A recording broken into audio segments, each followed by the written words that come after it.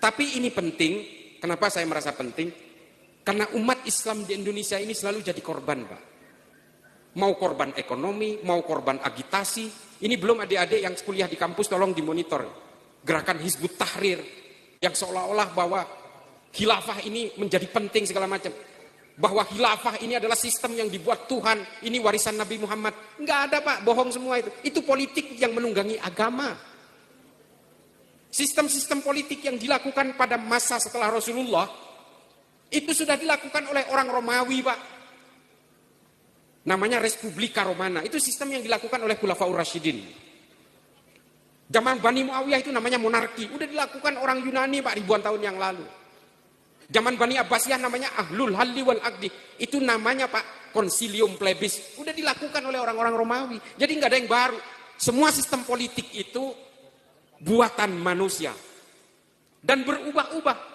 Demokrasi hari ini yang kita anut ini, Pak, oleh generasi 100 tahun mendatang, udah dianggap primitif, Pak. Sistem politiknya akan diperbaharui sesuai kebutuhan mereka nantinya. Kita udah mati semua ini. Masa kita harus mundur ratusan tahun atas nama agama? Sementara ini urusan politik. Jangan mau dibodoh-bodohi dengan gerakan-gerakan kebangkitan khilafah. Udahlah, Pancasila ini final sih enggak. Tapi ini adalah al-asobiyah ini, kata Ibnu Khaldun.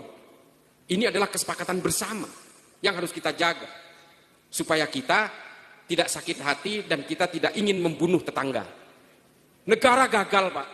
Itu dimulai dari tetangga membakar rumah tetangga. Ketika negara tidak sanggup menyediakan kebutuhan perutnya, itu negara gagal, Pak. Hutang bisa dibayar, Pak, tenang aja. Hutang negara ini besar memang, tapi bisa dibayar. Serahkan itu kepada para ahlinya. Tapi kebutuhan perut, kalau negara tidak bisa memberikan kebutuhan perut kepada rakyatnya, yaitu namanya failed state, itu negara gagal. Siapa yang bilang begini? Al-Muqaddimah, Ibnu Khaldun namanya. Seorang ulama muslim abad ke-14.